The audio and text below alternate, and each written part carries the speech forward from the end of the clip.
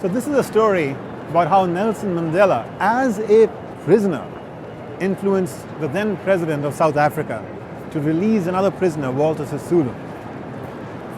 So Walter Sisulu was in prison, and Mandela realized that he had this golden moment where he was being released briefly from prison to negotiate with President Botha on certain issues regarding the future of South Africa. And in that moment, Mandela realized there was an opportunity for him to seek the release of Walter Sisulu, who was in prison for much milder charges than Mandela himself.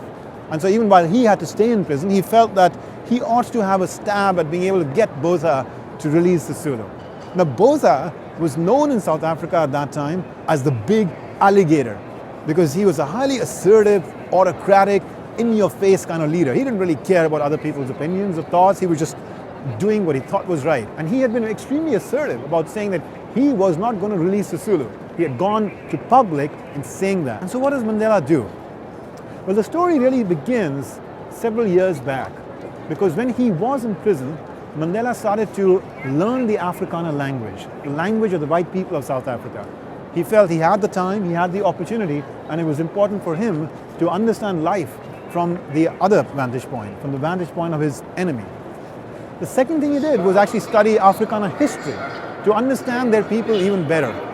And through that, what he discovered was this period where the Afrikaners had to fight the British for their own independence. And he also discovered there that there was this one very famous Afrikaner freedom fighter who had been imprisoned by the British because of his activities and then released.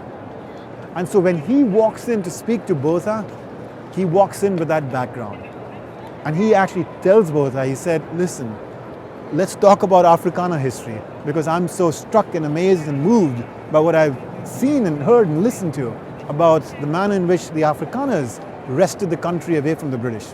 And he says in that there was this great famous Afrikaner leader, and of course Botha now has starting to eat from his hands, and he says that leader was kept in prison by the British, just like you are keeping Walter Sisulu.